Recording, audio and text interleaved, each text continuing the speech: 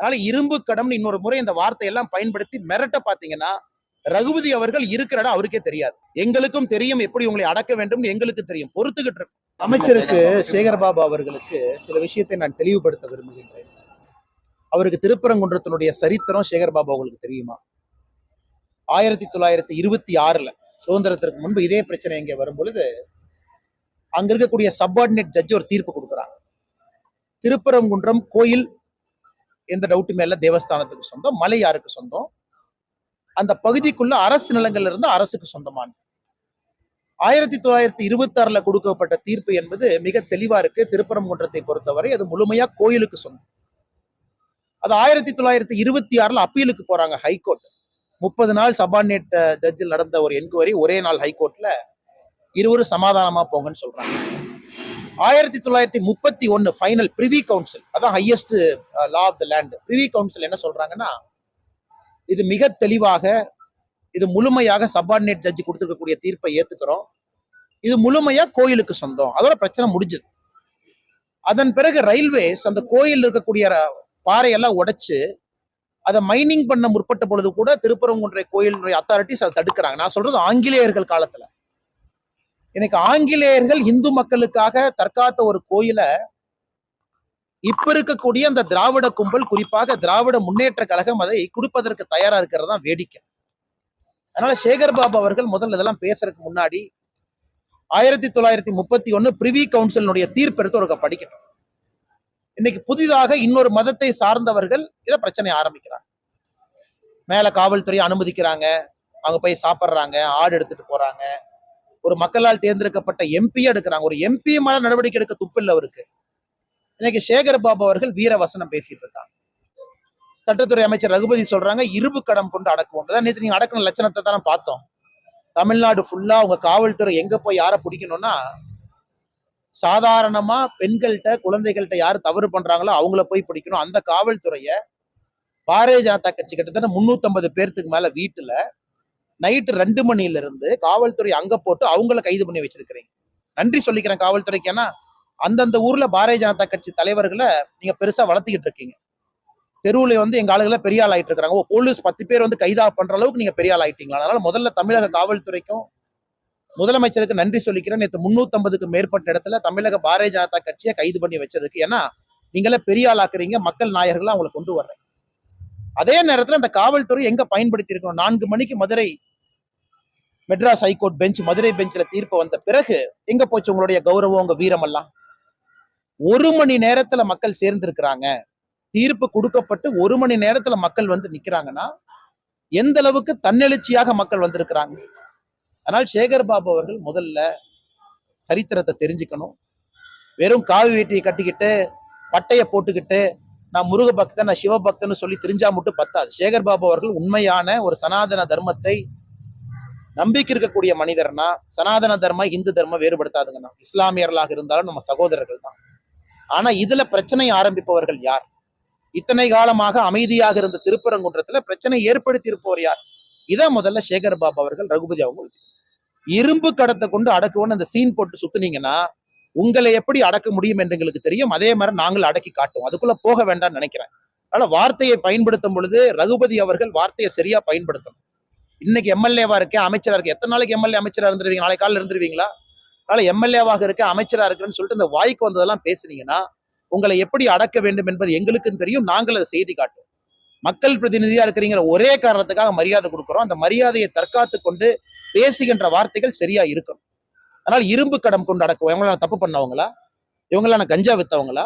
இவங்கெல்லாம் பெண்கள் மீது கை வச்சவங்களா? இவங்கெல்லாம் முருகபெருமானுக்காக பக்தர்களாக அங்கே திருப்பரங்குன்றத்துல அந்த பகுதியில கோர்ட் அனுமதி கொடுத்த பிறகு அங்க சேர்றவங்க எப்படி இரும்பு கடத்தை கொண்டு அடக்குவீங்க? அவங்களாம் தப்பானவங்களா? இன்னைக்கு நான் முதலமைச்சருக்கு சொல்றேன், தமிழகத்துல லோக்சபா ஒரு கேள்விக்கு பதில் சொல்லியிருக்கிறாங்க. எந்த அளவுக்கு தமிழகத்துல கஞ்சா புழக்கம் அதிகமா இருக்குன்னு அதை நான் படிக்கிறேன், கேளுங்க. அதெல்லாம் கவனம் கொடுங்க. 2021 தமிழ்நாட்டுல என்டிபிஎஸ் யாரெல்லாம் போதைப் பொருள் விற்கிறாங்களோ மொத்தமாக 2021 போடப்பட்ட வழக்கு 9632 பேருக்கு மேல வழக்கு போட்டிருக்கோம், என்டிபிஎஸ் கேஸ். இதே 2022 எவ்வளவு போட்டீங்க? திமுக 588. 2023 எவ்வளவு போட்டீங்க? 421.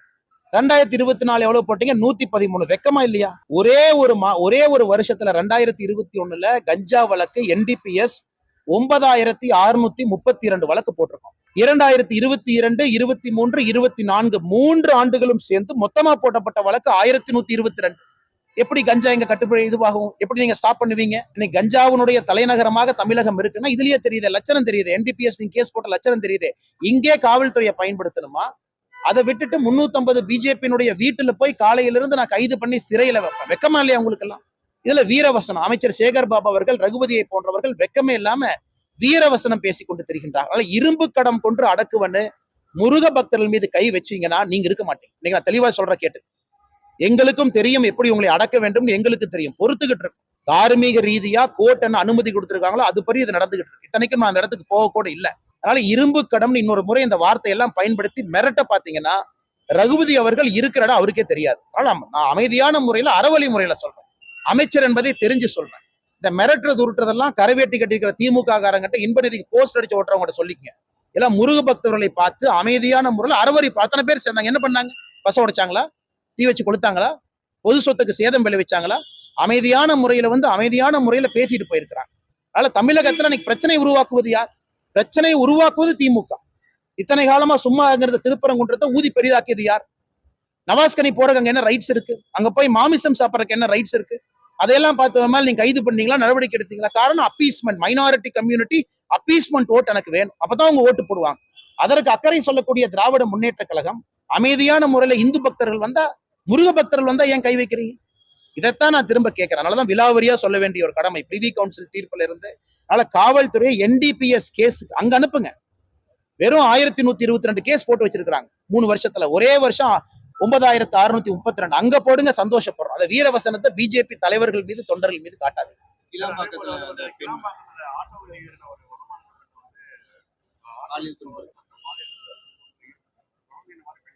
ஒரு நாளுமே எங்கன்னா தமிழகத்துல காலையில எந்திரிக்கும் போது நம்ம எல்லாம் சாமி கும்பிட்டு தான் எந்திரிக்கணும்.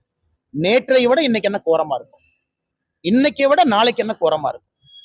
கிளம்பாக்கத்துல சென்னையினுடைய மைய பகுதியில ஒரு பெண்ணை ஆட்டோல ஒருத்த கடத்திட்டு போறான். அதை பார்த்த யாரோ ஒரு நபர், நல்ல ஒரு மனிதர், போலீஸ் கண்ட்ரோல் ரூமுக்கு போன் பண்ணி அந்த பெண்ணை மீட்க வேண்டிய கட்டாயம் நமக்கு வந்திருக்கு. சென்ட்ரல் சிட்டில இவ்வளவு போலீஸ் வச்சிருக்கிறீங்க, ரோந்து படை வச்சிருக்கிறீங்க, வண்டி வச்சிருக்கிறீங்க, 2 வீலர் வச்சிருக்கிறீங்க, பெட்ரோல் போர்ஸ் இருக்கு, பிங்க் வண்டி இருக்கு. உங்களால கட்டுப்படுத்த முடியல. ஒரு சாதாரண மனிதன் அதை பார்த்து விட்டு கண்ட்ரோல் ரூமுக்கு சொல்லி பிடிக்கிறீங்கன்னா, இதை பார்த்து சேகர்பாபு, ரகுபதி போறவர்கள் வெக்கப்பட வேண்டும். இவங்களை இரும்பு கடம் கொண்டு அடக்குங்களே. முருக பக்தர்களை இரும்பு கடம் கொண்டு அடக்குவதற்கு முன்பு இவங்களே இரும்பு கடம் கொண்டு அடக்க மாட்டீங்க. கஞ்சா வைக்கிறவனே இரும்பு கடம் கொண்டு அடக்கும். இரும்பு கடம்ங்கிறது முருக பக்தர்கள், இந்துக்கள் மீது தான் இரும்பு கரம். மிச்சவங்க மேல இரும்பு கரம் இல்ல. ஏன்னா மிச்சவங்க ஓட்டு அப்படி போட மாட்டாங்க இல்லைங்களா? இந்துக்கள் ஓட்டு அப்படி பிரிச்சு போடுவாங்க, என்ன வேணாலும் அவமானப்படுத்திக்கலாம். அதனால திருப்பரங்குன்றத்திலே நேற்று நடந்திருப்பது ஆரம்பம் மட்டும்தான். இது ஆரம்பம் தான். நேற்று அந்த எழுச்சி என்பது ஆரம்பம். வருகின்ற காலத்துல திமுகவுக்கு தக்க பதிலடி கொடுக்கப்படும், பதிலடி புகட்டப்படும். நிச்சயமா அவங்களுக்கு உணர்ந்துக்கும்.